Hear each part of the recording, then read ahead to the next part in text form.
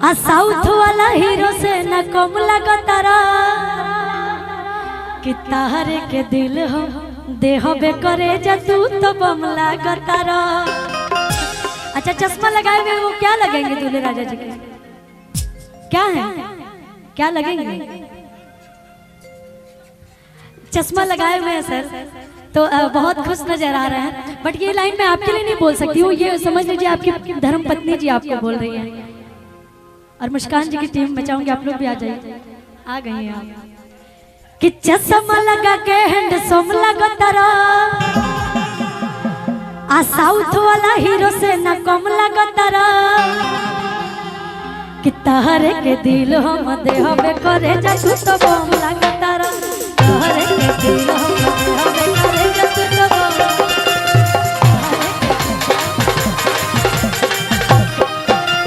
चश्मा लगा के हैंडसम लगतारा आ साउथ वाला हीरो से न कम लगतारा। जी वो बड़का गाँव के हैं, तो हम बड़का गाँव के भगनी हैं, जानते नहीं? अरे कोई बात नहीं, अध्यक्ष है, वाह क्या बात है। बड़का गाँव मेरे मामा का घर है, मेरे अपने मामा का घर है। गए थे? अच्छा हाँ, कार्यक्रम में तो गए ही थे। हमारे आदरणीय शाका बाबा जी भी आए हुए थे, तो बहुत सम्मान मिला हमारे सर से भी, सभी लोग से बहुत सम्मान मिला। हमारे चंदन भैया यहाँ पे हैं जो कि हमेशा बहुत प्यार करते हैं, आपको भी बहुत बहुत धन्यवाद चाचा जी। कि तारे के दिल हम देहबे करे जा तू तो बम लगतारा।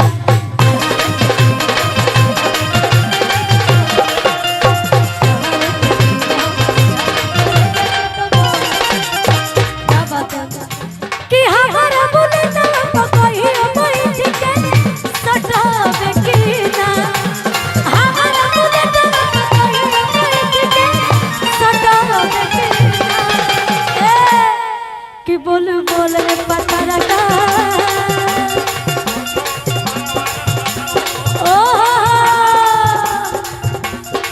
ओहो हमर बहुत वायरल भइल रहे, बहुत देर से वो सुनल चाहत रही। हम चाहेंगे कि आप आ जाइए ना, क्यों आप बैठे हुए हैं? अरे थैंक यू सो मच।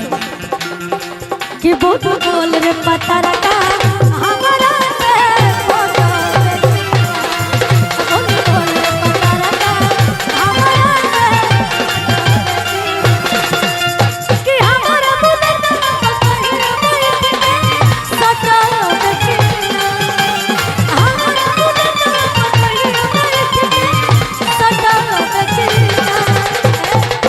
लेकिन आपके लिए मैं पतरका नहीं बोल सकती हूँ। ये गाना आपने सेट ही नहीं कर रहा। पतरका ही अब आप मोटू पतलू की जोड़ी। अच्छा कार्यक्रम करा रहे हैं भैया, बहुत बहुत धन्यवाद आपको, बहुत अच्छा लगा।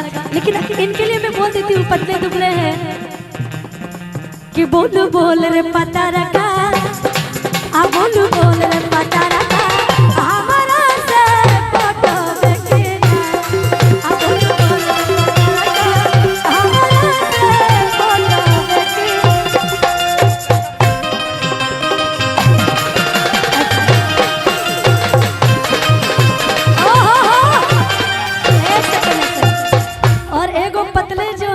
प्रदीप तिवारी जी, आप भी आ जाइए, ऊपर आ जाइए। हमारे चंदन भैया का आदेश है, ऊपर आइए। ये लाइन आपके लिए भी है। और आकाश मिश्रा जी आप भी आ जाइए। थैंक यू सो मच भैया। जितने पतले लोग हैं जल्दी जल्दी ऊपर आ जाइए। कि बोल बोल रे पतरका हमारा से फोटो देखना।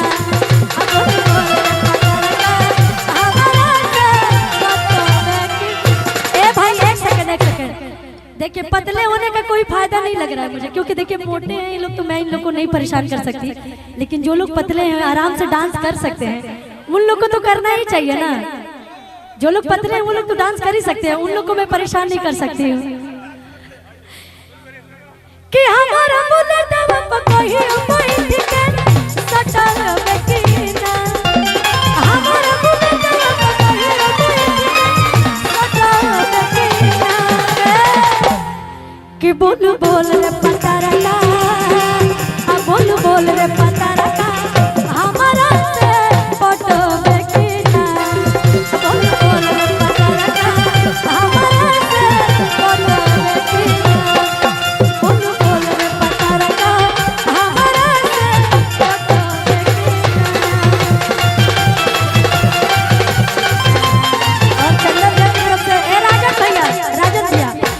जब पतला लोग जुड़ल बता एगो एक लाइन कमरियो से पतर बोला मुआ हमार कमरियो से पतर बोला मुआ हमार कमरियो से पतर बोला मुआ हमार पूरा समाला लइका बुझाला पूरा समाला लइका बुझाला छुए न बिजली के तार कमरियो से पतर बोला मुआ हमार कमरियो से पतर बोला मुआ हमार कमरियो से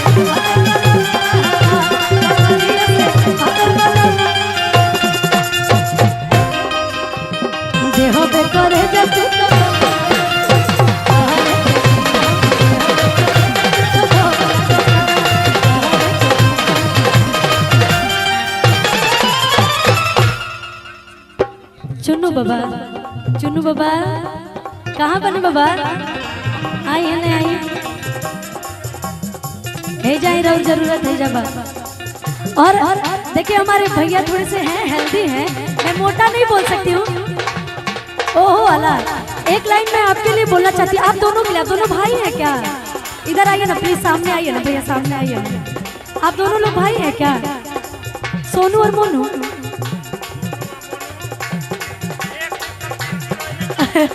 एक कुंटल 3 किलो बापा हो बाप रउआ लोग खातिर कि पहिले रहले काजू अखरोट हो गइले आ गोट रहले पहिले अब तो छोट हो गइले अब तो नइयो ना डोले सइयो मोट हो गइले अब तो नइयो ना डोले सइयो मोट हो गइले अब पहिले रहले काजू अखरोट हो गइले आ गोट रहले पहिले अब तो छोट हो गइले चलत यार ई लाइन सुनी कि अब तो अनइयो न डोले सइयो मोट हो गइले कि अब तो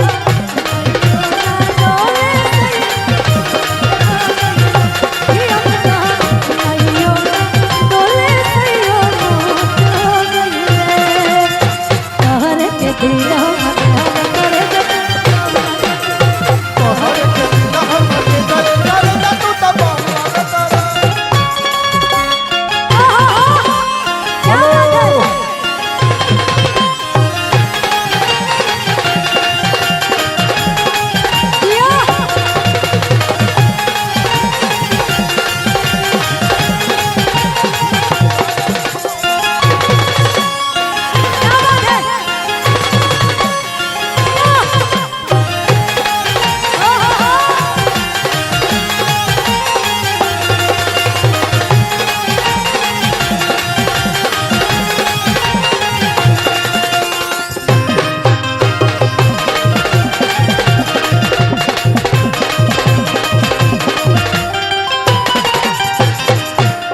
खुशी जी एक आवश्यक सूचना तिलक के लोग सही बात बाबू से बड़ा बड़ी प्यार मिलल ओ जो ना गीत से वायरल भेले सुनाओ तनी बस कि जइमी तो जो हमरा गम नहीं हो यही है ना भैया और तोरा नयन दोस्त हमरा गम नहीं हो और मनोज भी हमारे बीच है कि पिया संग सुती है बीतई है दिन राती ओ बीतई है दिन राती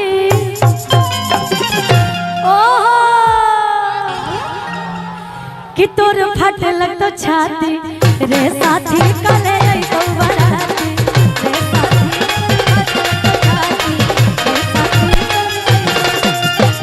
जब तो जो हमरा गम नहीं हो तोरा नियन पार हमरा गम नहीं हो तो जो पिया संग सुती है बीते है दिन राती ओहो बीते है दिन राती एगो लाइन हमें बोल रही कि ओ कि तोर फट लग तो छाती रे साथी करे